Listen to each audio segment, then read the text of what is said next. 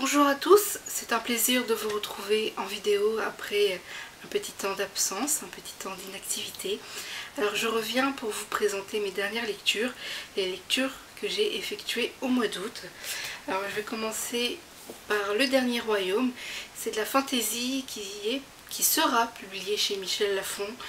Et je dois dire que c'est une très belle découverte, je me suis régalée. C'est un univers qui est très complet, qui est riche. Les personnages sont très intéressants, ils sont travaillés, approfondis. Donc ce premier tome est vraiment excellent, il a tout pour plaire. En tout cas si vous êtes amateur de fantasy, il a vraiment tout pour plaire. Donc il est question de royaumes. 3 royaumes pour être précis, et on suit différents personnages dans chaque royaume. Et on va voir en fait comment l'auteur arrive à faire rencontrer tous les personnages. Donc c'est vraiment très intéressant et je vous le recommande pour tous les amateurs de fantasy. Pour ma part, je me suis régalée et j'ai vraiment très envie de découvrir la suite. Je poursuis ensuite avec de la dystopie. Il s'agit du tome 1, La Déclaration. Donc c'est vraiment un livre que j'ai adoré. Jusqu'ici, je n'ai jamais été déçue par la dystopie. Bien au contraire, c'est un genre qui mêle fiction et qui a à la fois une pointe de réalité. Donc c'est très parlant en fait comme sous-genre. Et celui-ci est un univers qui est quand même assez difficile dans le sens où la majorité des personnages sont rabaissés à longueur de journée. Et donc ça permet un peu de s'identifier, c'est criant de vérité, c'est parlant, et on pourrait vraiment s'interroger quant à l'issue de notre société éventuelle.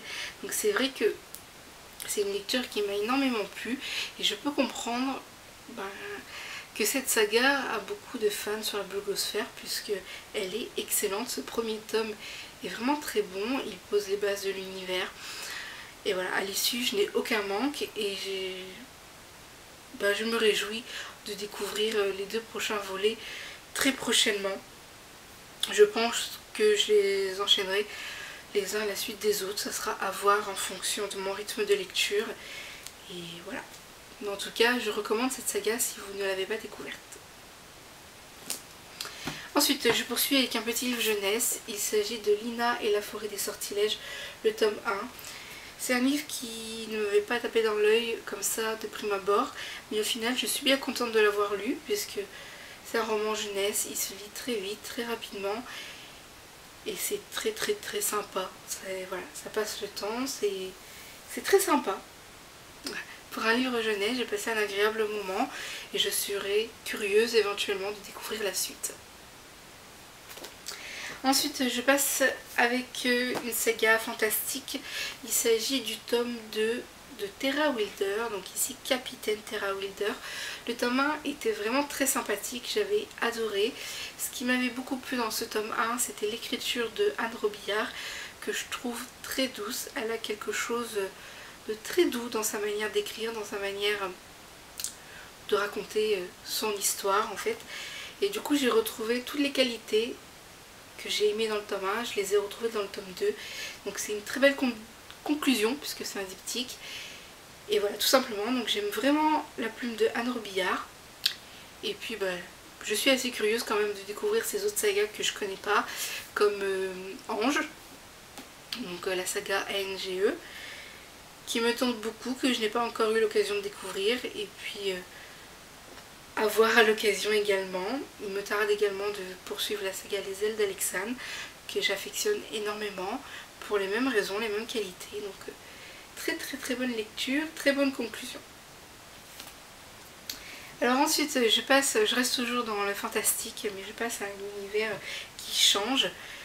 Il est vrai que j'aime beaucoup les vampires. Je pense que c'est mes créatures préférées. Mais voilà, pour changer des vampires, des loups, des sorciers, etc. J'ai vraiment flashé sur celui-ci, donc c'est la saga Attirance, le tome 1, Le baiser des sirènes. Et c'est vraiment ça qui m'a interpellée, c'est les sirènes. Jusqu'ici, je n'en ai jamais lu.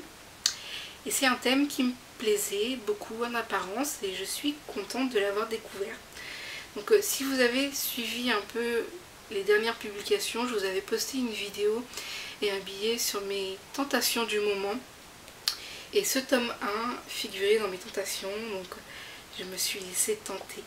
Et je regrette pas du tout, c'est vraiment un livre qui s'est lu très vite. Les pages se sont vraiment tournées, c'est très agréable.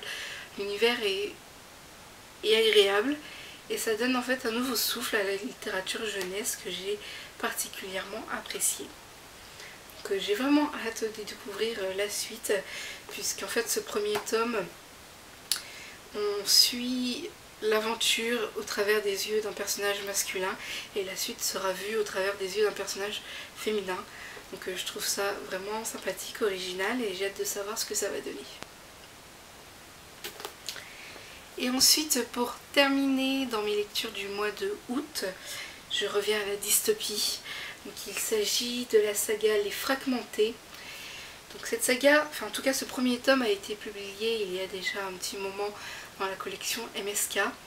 Et puis à l'occasion de la sortie du tome 2, ils ont réédité le tome 1 à l'image du tome 2. Donc la couverture est toute nouvelle, je l'aime beaucoup. Cette lecture est très difficile, je pense encore plus que la déclaration. C'est vrai que la déclaration est un univers qui est quand même assez dur. Ici ça l'est davantage. Voilà. Et pourtant c'est vrai que ça m'a beaucoup plu. Énormément plu, c'est un univers qui est très bien travaillé. J'ai entendu beaucoup de bien de cet auteur et je comprends pourquoi. Parce que ce récit, il est effrayant, il est captivant, il est attrayant, il a tout pour plaire. Il est original, il est rythmé, il a tout pour plaire. Franchement, c'est un excellent premier tome et je suis ravie d'avoir eu l'occasion de le découvrir parce que je pense que je ne l'aurais pas lu dans l'immédiat, dans le cas contraire. Je regrette pas du tout, je suis curieuse de lire la suite pour savoir comment ça va évoluer puisque la fin est très intéressante. Elle soulève, elle promet de bonnes choses pour la suite, donc j'ai hâte de voir ce que ça va donner. Donc un livre que je vous recommande chaudement, surtout si vous êtes amateur de dystopie. Voilà. Tous les livres que je vous ai présentés, ils sont chroniqués sur le blog. Certains ont des vidéos, d'autres pas. En tout cas, je vous mets tous les liens en barre d'infos comme d'habitude. Et puis je vous souhaite de très belles lectures et à très bientôt. Ciao.